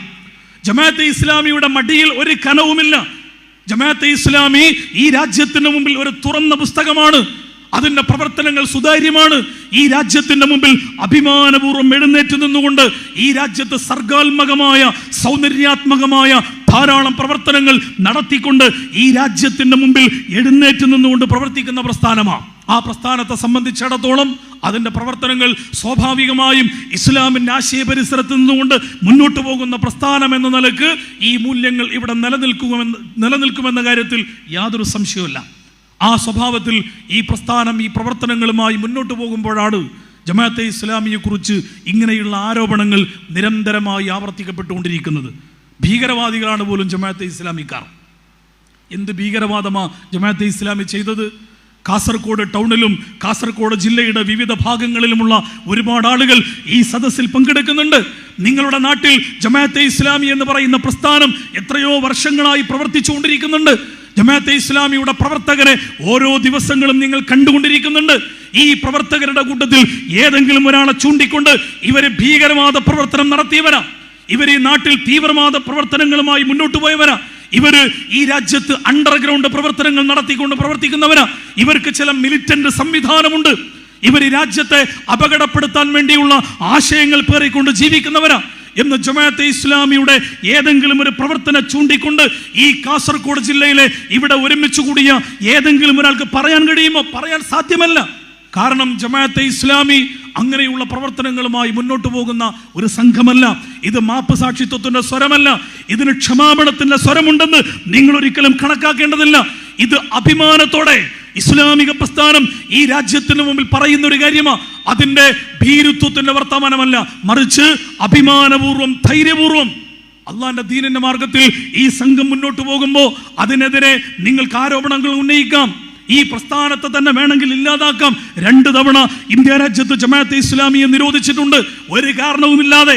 ഒന്ന്, അടിയന്തരാവസ്ഥയുടെ വേളയിൽ RSSനെ നിരോധിച്ചപ്പോൾ അതിന്റെ കൂടെ തൂക്കമൊപ്പിക്കാൻ വേണ്ടി ജമാഅത്തെ ഇസ്ലാമിയെ നിരോധിച്ചു. രണ്ടാമത് 1992 ബാബരി മസ്ജിദ് ഇവിടുത്തെ സംഘപരിവാറുകൾ അതിക്രൂരമായി തകർത്തപ്പോൾ അതിന്റെ കൂടെ RSSനെ നിരോധിച്ചപ്പോൾ അന്നും തൂക്കമൊപ്പിക്കാൻ വേണ്ടി ജമാഅത്തെ ഇസ്ലാമിയെ നിരോധിച്ചു. ഈ 2 തവണ ജമാഅത്തെ ഇസ്ലാമിയെ നിരോധിച്ചത് ഒരു തെളിവും ഒരു കാരണവുമില്ലാതെ ഈ നാട്ടിന്റെ മുമ്പിൽ തുറന്ന പുസ്തകമായി പ്രവർത്തിക്കുന്ന ഇസ്ലാമിക പ്രസ്ഥാനത്തിന്റെ മൂല്യങ്ങൾ തിരിച്ചറിഞ്ഞുകൊണ്ട് ഇന്ത്യയുടെ പരമോന്നത നീതിപീഠം സുപ്രീം കോടതി ആ നിരോധനം പിൻവലിച്ചു. ജമാഅത്തെ ഇസ്ലാമി ഇന്നിവിടെ പ്രവർത്തിച്ചുകൊണ്ടിരിക്കുന്നുണ്ട്. ഈ പ്രസ്ഥാനത്തിന് ഭീരുത്വത്തിന്റെ സ്വരമല്ല, മാപ്പ് സാക്ഷിത്വത്തിന്റെ സ്വരമില്ല, ക്ഷമാപണത്തിന്റെ സ്വരത്തോടെ ഒരു സന്ദർഭത്തിലും ഈ പ്രസ്ഥാനം സംസാരിച്ചിട്ടില്ല. മറിച്ച് നഹ്നു ഖൗമുൻ അഅസ്സനല്ലാഹു ബിൽ ഇസ്ലാം വമൻ ഇബ്തഗൈന ബിഗൈരി ദീനില്ലാഹി അദല്ലനല്ലാഹ് എന്ന് അല്ലാഹുവിന്റെ പ്രവാചകൻ സല്ലല്ലാഹു അലൈഹി വസല്ലമയുടെ സന്തത സഹചാരിയായിരുന്ന ഉമർ ഇബ്നുൽ ഖത്താബ് റളിയല്ലാഹു അൻഹു പ്രഖ്യാപിച്ചതുപോലെ നഹ്നു ഖൗമുൻ അഅസ്സനല്ലാഹു ബിൽ ഇസ്ലാം. ഇസ്ലാമിലൂടെ ഇസ്സത്ത് നേടാൻ കഴിയുമെന്ന് ആത്മാർത്ഥമായി വിശ്വസിക്കുന്ന ആ ഇസ്ലാമിനെ ഒരാദർശമായി അംഗീകരിച്ചുകൊണ്ട്, ആ ഇസ്ലാമിനെ ഐഡിയോളജിയായി അംഗീകരിച്ചുകൊണ്ട്, ആ ഇസ്ലാം മുന്നോട്ട് വെക്കുന്ന ഐഡന്റിറ്റിയിൽ ഒരു കോംപ്രമൈസും ഇല്ലാതെ അള്ളാഹുവിന്റെ ദീനിനെ ഇസ്സത്തോടുകൂടി മുറുകെ പിടിച്ചുകൊണ്ട് മുന്നോട്ട് പോകുന്ന പ്രസ്ഥാനം. നിങ്ങൾ അള്ളാഹിന്റെ ദീനിനെ മാറ്റിവെച്ചുകൊണ്ട് മറ്റു വല്ലതിനെയുമാണ് നിങ്ങൾ നിങ്ങളുടെ ജീവിതത്തിന്റെ അടിസ്ഥാനമായി കാണുന്നതെങ്കിൽ അതല്ലനല്ല, അള്ളാഹു നിങ്ങളെ നിന്ദ്യമാക്കി മാറ്റിക്കളയുമെന്ന് ഉമർ റളിയല്ലാഹു പ്രഖ്യാപിച്ചതുപോലെ ഇസ്ലാമിക പ്രസ്ഥാനം അള്ളാഹുവിന്റെ ദീനിനെ മുറുകെ പിടിച്ചുകൊണ്ട് ഇസ്ലാമിന്റെ അധ്യാപനങ്ങളുടെ ഒരു കുടക്കീഴിൽ നിന്നുകൊണ്ട് ഈ രാജ്യത്ത് അതിന്റെ പ്രവർത്തനങ്ങളുമായി മുന്നോട്ട് പോകുമ്പോൾ അത് ചില ആളുകൾക്ക് ഏതോ നിലക്ക് അസ്വസ്ഥതകൾ ഉണ്ടാക്കുമ്പോൾ ആ അസ്വസ്ഥതകളാണ് ഇത്തരം വികൃതമായ ആരോപണങ്ങളായി നമ്മുടെ മുമ്പിൽ കടന്നു വരുന്നത്. ആരോപണങ്ങളുമായി ബന്ധപ്പെട്ട ഇവിടെ ഉന്നയിക്കപ്പെടുന്ന വിഷയങ്ങളുമായി ബന്ധപ്പെട്ട കാര്യങ്ങൾ ഇൻഷാ അല്ലാഹ് സലീം സാഹിബിന്റെ പ്രഭാഷണത്തിൽ വരും എന്നതുകൊണ്ട് ഞാൻ അതിലേക്ക് പ്രവേശിക്കുന്നില്ല. ഞാൻ അവസാനിപ്പിക്കുകയാണ്. ഈ അർത്ഥത്തിൽ ഇസ്ലാമിക പ്രസ്ഥാനത്തെ നിങ്ങൾ മനസ്സിലാക്കണം. നിങ്ങൾ ജമാഅത്തെ ഇസ്ലാമിയെ പഠിക്കേണ്ടത് ഗോവിന്ദൻ മാഷിന്റെ പത്രസമ്മേളനത്തിൽ നിന്നല്ല, പിണറായി വിജയന്റെ പ്രസംഗത്തിൽ നിന്നല്ല.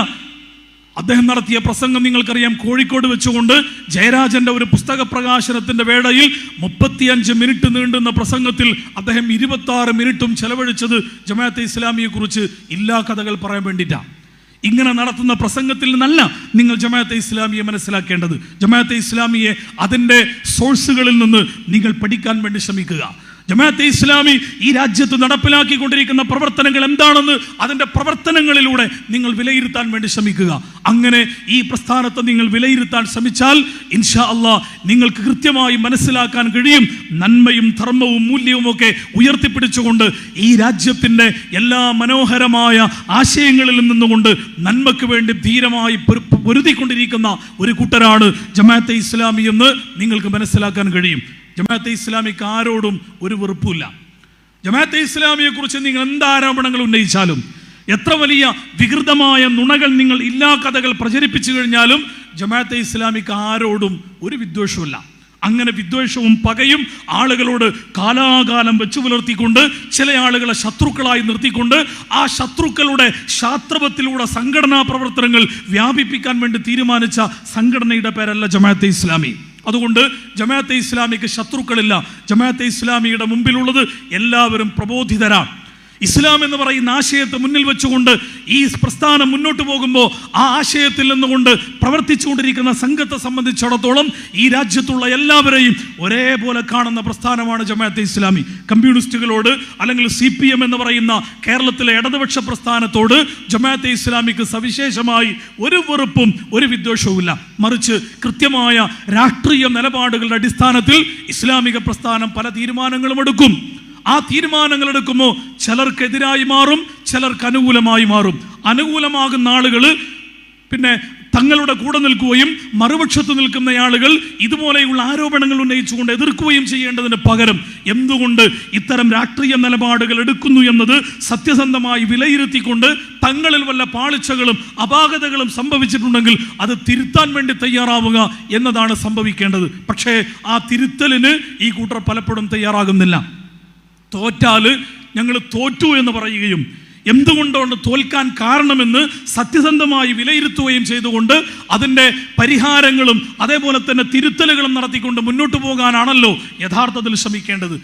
അതിന് തയ്യാറാവാതെ ഈ ആരോപണങ്ങൾ വീണ്ടും വീണ്ടും ഉന്നയിച്ചുകൊണ്ട് ജമാഅത്തെ ഇസ്ലാമിയിൽ നിന്ന് പോയി മീഡിയ വണ്ണിലേക്കും, മീഡിയ വണ്ണിൽ നിന്ന് പോയി അതിൻ്റെ മാനേജിംഗ് എഡിറ്റർ എന്ന് പറയുന്ന ഒരു വ്യക്തിയിലേക്കും വരെ ആരോപണങ്ങൾ നീണ്ടുകൊണ്ട് ഇതുപോലെയുള്ള വില കുറഞ്ഞ രാഷ്ട്രീയ പ്രവർത്തനങ്ങൾ നടത്തിക്കൊണ്ട് ഈ കാലഘട്ടത്തിൽ മുന്നോട്ട് പോകാൻ കഴിയുമെന്ന് വിചാരിക്കുന്നത് അങ്ങേറ്റത്തെ വിഡ്ഢിത്തമാണെന്ന് CPM തിരിച്ചറിഞ്ഞു കഴിഞ്ഞാൽ നിങ്ങൾക്ക് അത്രയും നല്ലത് എന്ന് മാത്രമേ ഈ സന്ദർഭത്തിൽ ഞങ്ങൾക്ക് ഓർമ്മപ്പെടുത്താനുള്ളൂ. അല്ലെങ്കിൽ പശ്ചിമ ബംഗാളിൽ എന്താണോ സംഭവിച്ചത്, ത്രിപുരയിൽ എന്താണോ സംഭവിച്ചത്, അതേ അവസ്ഥയിലേക്ക് കേരളവും പോയിക്കൊണ്ടിരിക്കുകയാണ്. ചിതലരിക്കുന്ന പുസ്തകത്തിന്റെ താളുകളിൽ മരിച്ച് ജീവിച്ചുകൊണ്ടിരിക്കുന്ന ഒരു കടലാസ് പ്രത്യയശാസ്ത്രമായി കമ്മ്യൂണിസം ആശയപരമായി ചുരുട്ടപ്പെട്ടിട്ട് കാലങ്ങൾ കഴിഞ്ഞു എന്ന് നമുക്കറിയാം. ഇന്ന് പ്രായോഗികമായി ആ കമ്മ്യൂണിസത്തിന്റെ ആശയങ്ങൾ മുന്നിൽ വെച്ചുകൊണ്ട് ഇന്ത്യ രാജ്യത്ത് നിലനിൽക്കുന്ന ഏക തുരുത്ത് എന്ന് പറയുന്നത് ഈ കേരളമാണ്. ആ കേരളവും പോയി കഴിഞ്ഞാൽ CPM എന്ന് പറയുന്നത്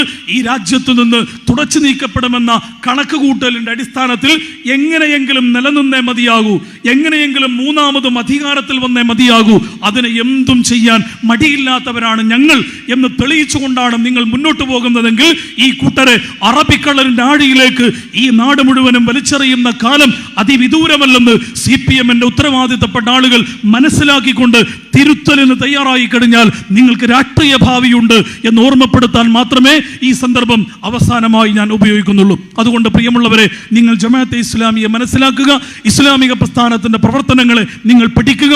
ഈ പ്രസ്ഥാനം സത്യത്തിന്റെ പക്ഷത്തു നിന്ന് മുന്നോട്ട് പോകുന്ന ഒരു കൂട്ടരാണെന്ന് ബോധ്യപ്പെട്ടാൽ ഇതിന്റെ കൂടെ ഏതളവിൽ എത്രത്തോളം നിൽക്കാൻ പറ്റുമോ അത്രത്തോളം ഒരുമിച്ച് നിന്നുകൊണ്ട് അസത്യത്തിന്റെയും അധർമ്മത്തിന്റെയും പക്ഷത്ത് നിൽക്കുന്ന ആളുകൾക്കെതിരെയുള്ള പോരാട്ടം ശക്തിപ്പെടുത്തേണ്ട ഈ കാലഘട്ടത്തിൽ അതിൻ്റെ മുമ്പുള്ള വിലങ്ങുതടികളെ തട്ടിമാറ്റിക്കൊണ്ട് ഈ സ്വാർത്ഥവാഹ സംഘം ഇൻഷാ അല്ലാഹ് നാളത്തെ ആ പ്രഭാതത്തെ സ്വപ്നം കണ്ടുകൊണ്ട് ആ പ്രഭാതം നന്മയുടെയും നീതിയുടെയും പ്രഭാതം പൊട്ടിവിടരുമ്പോൾ ആ പൊട്ടിവിടുന്ന പ്രഭാതത്തിന് വേണ്ടി ഈ പ്രസ്ഥാനം ഒരു കയ്യൊപ്പ് ചാർത്തിയിട്ടുണ്ട് എന്ന് ഉറപ്പുവരുത്തുന്ന ഈ പ്രവർത്തനങ്ങളിൽ നിങ്ങളും പങ്കാളികളാകണമെന്ന് അഭ്യർത്ഥിച്ചുകൊണ്ട് ആവശ്യപ്പെട്ടുകൊണ്ട് ജമാഅത്തെ ഇസ്ലാമിയുടെ അഭിവാദ്യങ്ങളും ആശംസകളും അർപ്പിച്ചുകൊണ്ട് ബിസ്മില്ലാഹിർ റഹ്മാനിർ റഹീം അല്ലാഹുവിന്റെ നാമത്തിൽ ഈ സമ്മേളനത്തിന്റെ ഔപചാരികമായ ഉദ്ഘാടന കർമ്മം നിർവഹിച്ചതായി അറിയിച്ചുകൊണ്ട് ഞാൻ എൻ്റെ വാക്കുകൾ അവസാനിപ്പിക്കുന്നു.